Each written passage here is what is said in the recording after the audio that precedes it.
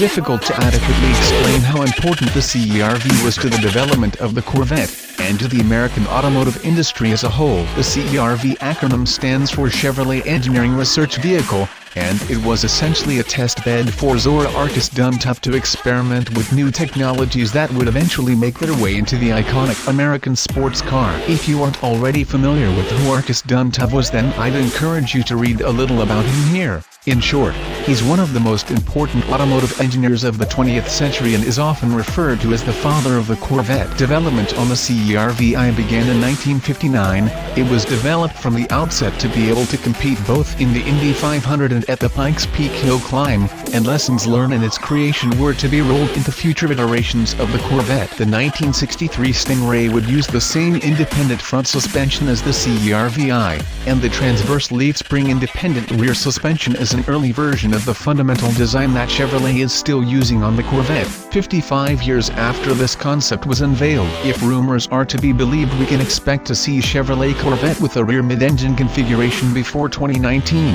which would be another feather in the cap of Arkus Duntov, who first visualized the mid-engine layout for the American sports car in the middle of the last century. It's exceedingly rare for concept cars of this provenance to come up for sale at public auction, so you can probably imagine the amount of interest swirling around the CERV. Perhaps the only drawback is that it's likely that any bidders will be bidding directly against Chevrolet, so you'll want to ensure you have deep pockets before lifting your pedal. CERV Chevrolet Engineering Research Vehicle was developed by Corvette icon Zora Arkus Duntov, with design work by Larry Shinoda and Tony Lapini. It was created as an open-wheel testbed to assist with engineering for the Corvette that had the wheels, tires, and suspension visible to engineers at all times. In order to maximize forces going through the suspension and show up any deficiencies in design, it was decided to make sure that the power-to-weight ratio was as high as possible. The chrome-molybdenum steel tube frame weighs just 125 pounds 57 kgs. The glass fiber body tips the scales at just 80 pounds 36 kgs,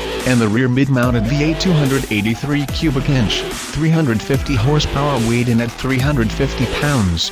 Thanks to the extensive use of aluminum and magnesium components saving over 175 pounds. The styling of the CERV was strongly influenced by the Formula One and IndyCar designs of the era, with the aerodynamics following suit. Arkus Duntov drove the CERV on a number of demo laps at the USA Grand Prix in 1960, where it would have looked more than capable of joining in with the other cars in the race. A little later in its life, the CERV underwent a revamp with a new engine being added and a new body designed for better aerodynamics.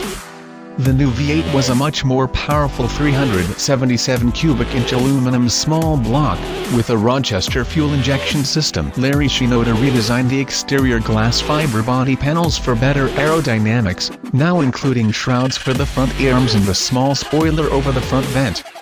The speed was tested with its new skin, and it topped 206 mph, an astonishing figure for the early 1960s. Thank you for watching this video.